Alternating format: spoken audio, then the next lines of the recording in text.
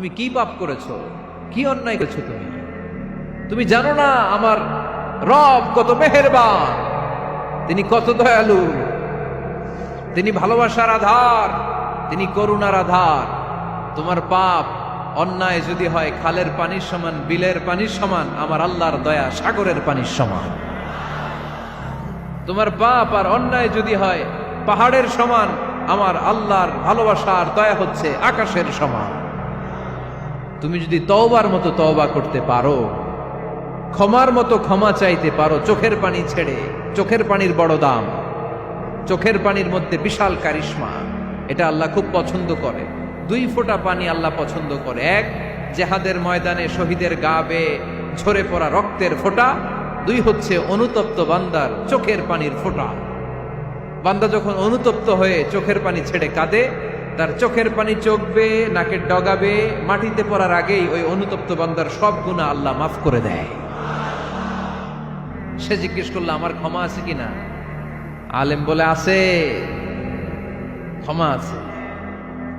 তওবার মতো তওবা কর, তাওবাতান নাসুহা, তওবার মতো তওবা করলে আল্লাহ ঠিকই মাফ করবে। সে এতটাই অনুতপ্ত হলো, এতটাই, সে আল্লাহর কাছে ক্ষমা চাইতে শুরু করলো।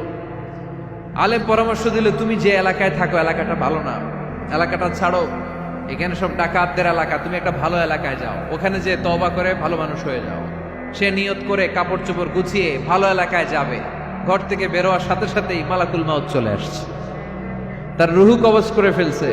এখন রুহু কে নিয়ে যাবে? ফাজাআত মালাইকাতুর রাহমা ওয়া মালাইকাতুল আযাব। রহমতের ফেরেশতারাও আসছে, আযাবের ফেরেশতারাও আসছে। রহমতের ফেরেশতারা বলে না না, সে তওবার নিয়ত করেছে, যদিও তওবা করতে পারে নাই, যদিও ভালো এলাকায় যেতে পারে নাই, তওবার নিয়ত করেছে, অনুতপ্ত হয়েছে, ক্ষমা চাওয়ার চিন্তা করেছে, আমরা তার রূহ নিয়ে ইল্লিনে রেখে দেব। আযাবের ফেরেশতারা বলে না না, 99টা হত্যা করার পরে আরো একটা হত্যা করে সেঞ্চুরি করেছে, এখনো তো ভালোভাবে তওবা করতে পারে নাই, তার রূহটা নিয়ে আমরা সিজ্জিনের ভেতরে ঢুকায়ে দেব। 2 দল ফেরেশতার মারামারি, এ বলে আমরা নিব, এ বলে আমরা নিব। ঝগড়া আছে না নাই? আল্লাহ বললেন রাখো রাখো, ঝগড়ার দরকার নাই। এক কাজ করো, যেখানে মারা গিয়েছে ওইখান থেকে ফিতা দিয়ে মাপতে শুরু করো।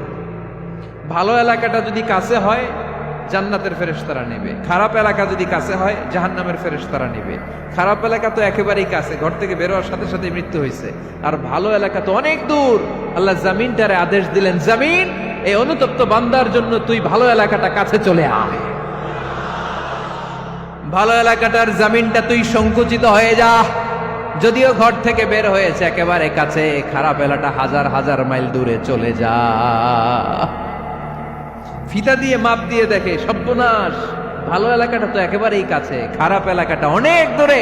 আল্লাহর ফয়সালা অনুযায়ী রহমতের ফেরেশতারা তার রূহকে নিয়ে জান্নাতের ভেতরে ঢুকিয়ে দিয়েছে।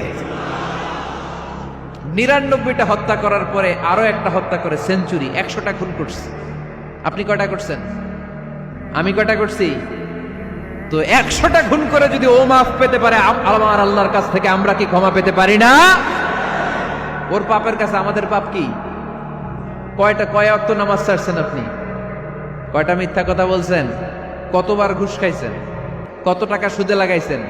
কত অন্যায় করছেন? কত জুলুম করেছেন? মনে রাখবেন, আপনার পাপ, আপনার অন্যায়, আপনার জুলুম যত বড় হোক না কেন, আমার আল্লাহর দয়া তার চাইতেও বড়।